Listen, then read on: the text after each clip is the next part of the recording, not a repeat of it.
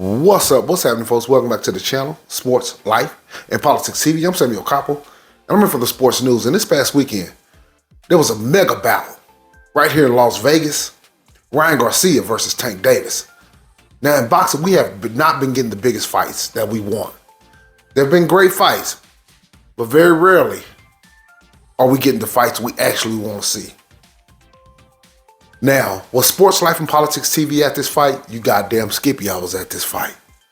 And the crowd was electric. I mean, the energy in there was unbelievable. The only thing missing in that fight was Phil Collins. I can feel it coming in the air tonight. Oh, yeah. Boom. That's the only thing that was missing, but the crowd was absolutely electric. All the stars was out. Everybody was there. It was oohing and eyeing, and the wave of emotions. Rayn Garcia came out swinging, trying to go for he was going for the home run in the first goddamn inning at the first goddamn pitch. And I would like to say I want to give a special shout out to Rayn Garcia for taking this fight. Did I think he was going to get whooped and knocked out? Absolutely. But in order for us to get the fights that we want, we need guys to risk it all. You know, a lot of people are criticizing the hell out of Rayn Garcia, saying he ain't this and he ain't that. But thank God Rayn Garcia actually took this fight. Because we would never know what would happen between Tank Davis and Rayn Garcia if they never fought. And that goes into Errol Spence Jr. and Terrence Crawford. Do I think they're going to make that fight? It seems like it. They done got extremely quiet. Errol Spence ain't fought in almost, I think at this point it's been a year. And I would imagine they're working on that. They have to do that fight. But there's so many fights to be made in boxing that it comes a time to where you just have to get in the ring. So what if you lose? So what if you criticize? That's why I say I want to give a special shout out to Rayn Garcia. And thank God he took this fight. Because going to the fight and being in the arena, it was absolutely sensational. I'm going to take a little small look at my clip. Here I go right here. That was me.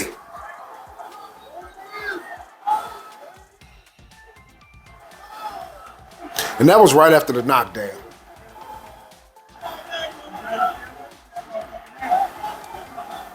I mean, the energy that was in that arena was unbelievable. And Tank Davis hit him with a counter. And I always knew Rayn Garcia was extremely flat-footed. I was going to do a preview video. Basically, I would have predicted exactly what happened. But, you know, you could say that's a cap. But, you know, it is what it is. But I didn't do it, so I can't really say too much if a person don't believe me. But Rayn Garcia is just a little bit too flat-footed. Rayn Garcia is a good fighter. Damn good fighter. And he will win some more bouts. But this will happen to him again. Because he's extremely flat-footed and he's living on that goddamn hook. You can't live your whole boxing career on the left hook. When you fight fighters who are not as skilled. Basically not Negroes who are at the top of their game. When a Negro at the top of his game, he's damn near impossible to beat. But Rayn Garcia came into that fight, and if he didn't knock Tank out in the first 2 or 3 rounds, it was over for him. He was never going to win. And he came in there overzealous, which he should have, because that was his only chance to knock him out. But in the end, in order to give those punches and hit somebody, you actually have to get hit. And that's what happened to Rayn Garcia. Let's take a look. What an atmosphere! What electricity! As you can hear what he said, it was a lot of electricity in that crowd. It really was. You know, you can go to these super mega bouts like this. The amount of energy. I went to the Errol Spence Sean Porter fight. It was electric in there, man. It was. I can imagine Terrence Crawford versus Errol Spence Jr. I mean, the roof might come off that thing. You know, like the Mike Tyson fights back in the day where it was just the whole crowd, the energy. Everybody was so excited. Every punch, people was hanging on every punch, every exchange. Man, a lot of fun to watch. Fight of the year, Gervonta Davis, Rayn Garcia. Both men are undefeated. And as you can see, both of these guys were undefeated, which makes it even more exciting. You know what I mean? It makes it even more exciting. But let's take a look.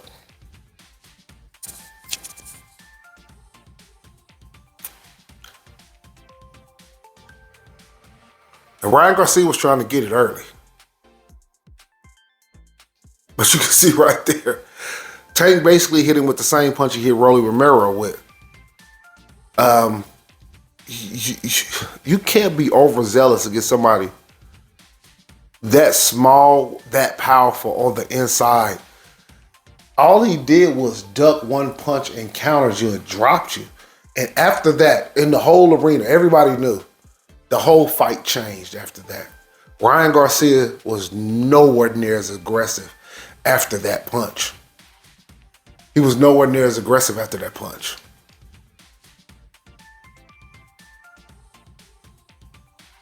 Bam! And that's what you call on the button. If you look at that actual punch, Tank Davis' head is behind Garcia. But Tank Davis is a boxing genius. He might not be a wordsmith, but in that ring, he's very calculated. He knows exactly what you're doing, and he knows exactly what you're doing, right and wrong. So once you make that mistake, like Ryan Garcia did, look at where Ryan Garcia was when he threw that punch. Let's take a look again. After he threw that punch, Ryan Garcia's whole body was over the top of Tank Davis. You can't do that. And Tank Davis hit him with an extremely accurate punch without actually seeing. Look, Tank Davis is behind it. Look where Tank Davis' head is at. Tank Davis is literally looking into the crowd. Look where Tank Davis' eyes is at. His eyes is out into the crowd. But he knows. He's behind it. He knows exactly where that punch needs to go to land on the button without even looking. And I remember watching them old karate movies like Bloodsport, and he had a man with the goddamn blindfold on, and the man is knocking shit and punching shit and catching shit. These guys are in the boxing gym so much, they don't have to exactly see where the punch is going to know exactly where it's going. That's how good they are. And Tank Davis is a gym rat. He lives in the gym and he sparred anybody who's everybody who's anybody. Shakur, Devin. He's probably sparred Floyd. He's probably, Sean Porter. You name him, he sparred him within, close to his weight class. This man is a beast.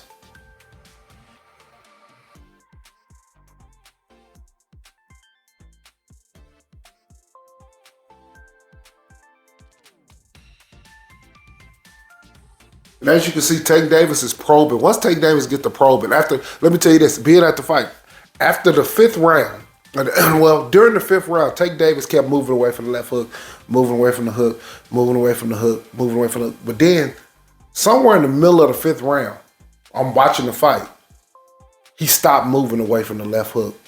He completely didn't respect Ryan Garcia's power no more, and he completely didn't respect Ryan Garcia can catch him and knock him out. That went out the window. And once that went out the window, I told my partner at the end of the fourth round, going into the fifth, he done figured him out. He's about to knock him out.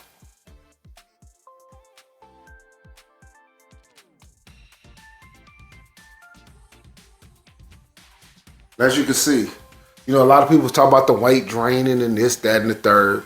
None of that had to do nothing. If this fight went all the way to the 7th, 8th round, to the 9th, 10th round, 12th round, and he got dropped, and maybe you could try to claim being drained. And no, but you got dropped in the 2nd round.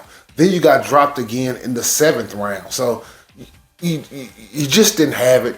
Tank was the better fighter. Period, point blank. But after these big fights, there's always a lot of excuses being made because people are rooting for one side or the other. And Ryan Garcia took a punch, and everybody said he quit. Should Ryan Garcia have got up and kept fighting? Maybe. But I'm happy he didn't. Because if he did, he just got destroyed.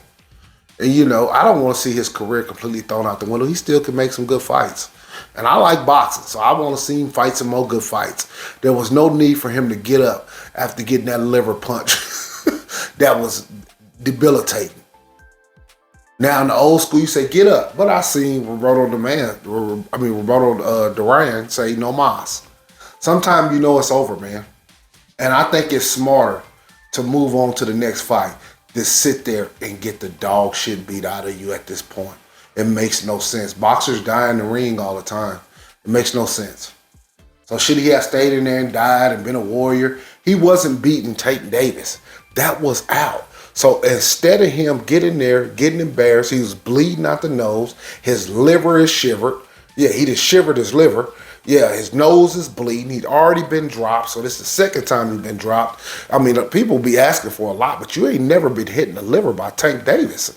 All the niggas who get on this thing and say, "Ooh, he should have got it. He should have got it before. He should have such and such." Shut your bitch ass up. You get in there and let Tank Davis drop you. And then you let Tank Davis hit you in the goddamn side. Get the fuck out of here. Even his own kind of was going against him. I forgot, what's the big heavyweight name? The Mexican dude who fought Anthony Joshua. I can't think his name. The name escaped my mind, but you guys know who I'm talking about. He talked all that shit, and your fat ass didn't do nothing but eat in the Joshua 2 fight. So, man, he did the right thing. Live to fight another day. It ain't always about getting there and just getting your head knocked off, because that's what was about to happen. Tank Davis was about to destroy him. And some people want to see you get absolutely destroyed, but you're not that man's family. You're not his sister, his brother, his mom, his kids. You're not none of that shit. So he did the right thing. He was physically whipped and mentally whipped. Congratulations, Rayn Garcia, for getting in there and making the fight. Congratulations on Tank Davis. He's an absolute beast. The only thing left for him now is to fight one of them Negroes, which is Shakur Stevenson or Devin Haney. But before that, I would get me a tomato can, because he deserved it and he earns it. I mean, he earned it, he deserves it. Get him a tomato can, beat up on one of them, and then you get in there with Devin Haney. I would assume it will be Devin Haney. He holds 4 belts. So I would do that. But shout out to Rayn Garcia. He did a great job of just getting in there, giving it his all and measuring, where he was at. Was he on Tank Davis level? Absolutely not. But he tried, and that's all you can do. Yeah. But, this has been Sports Life Politics TV. I'm Samuel Koppel. I'm here for the sports news. Hit that like. Hit that subscribe. I just took your ass. You niggas ain't never got hit in the side. Ride. Peace.